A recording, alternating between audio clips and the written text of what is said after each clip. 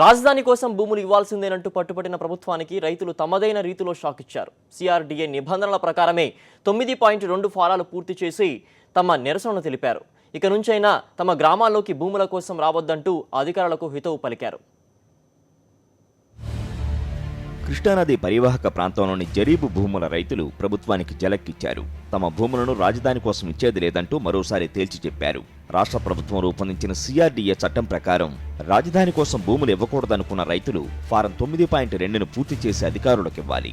అందులో తాము ఎందుకు భూములు ఇవ్వదలుచుకోలేదో వివరించడంతో పాటు ప్రభుత్వానికి ఏవైనా సూచనలు చేయాలనుకున్నా లేదా సలహాలు ఇవ్వాలనుకున్నా అదే ఫారంలో రాయాల్సి ఉంటుంది. దీంతో ఇప్పటి వరకు అనేక రూపాల్లో ఉద్యమాలు చేసిన పినుమాక రైతులు ఇప్పుడు అదే ఫారాల ద్వారా తమ నిరసనను తెలుపుతున్నారు. శుక్రవారం ఒక్కరోజే 222 మంది రైతులు తమకు చెందిన 376 ఎకరాల భూములను ప్రభుత్వానికి ఇచ్చేది లేదంటూ అధికారులకు ఫారాలను అందించారు. ల్యాండ్ పూలింగ్ కోసం వచ్చిన ప్రత్యేక బృందానికి పినుమాక రైతులు తాము పూర్తి చేసిన 9.2 ఫారాలను అందజేశారు. ఎట్టి పరిస్థితుల్లోనూ తమ భూములను ఇచ్చేది లేదని అధికారులకు తేల్చి చెప్పారు.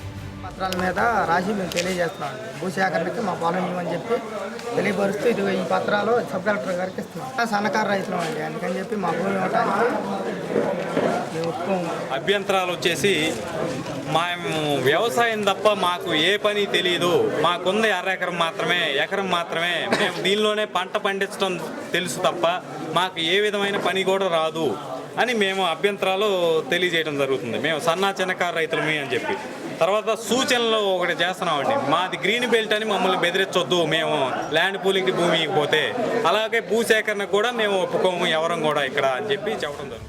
మరో 2-3 రోజుల్లో మొత్తం గ్రామంలోని రైతులంతా ఇదే రీతిలో ఫారాలను పూర్తి చేసి అధికారులకు ఇవ్వాలని నిర్ణయించారు. పినుమాక రైతులు చూపిన బాటలోనే మిగతా గ్రామాల రైతులు కూడా సన్నద్ధమవుతుండటంతో అధికారుల్లో ఆందోళన మొదలైంది. ఫిబ్రవరి నెలాఖరుకైనా ల్యాండ్ పూలింగ్ను పూర్తి చేయాలనుకుంటున్న అధికారులు ప్రస్తుత పరిణామంతో దిక్కుతోచని స్థితిలో పడ్డారు. రవీంద్రారెడ్డి, కరస్పాండెంట్, సాక్షి న్యూస్, గుంటూరు.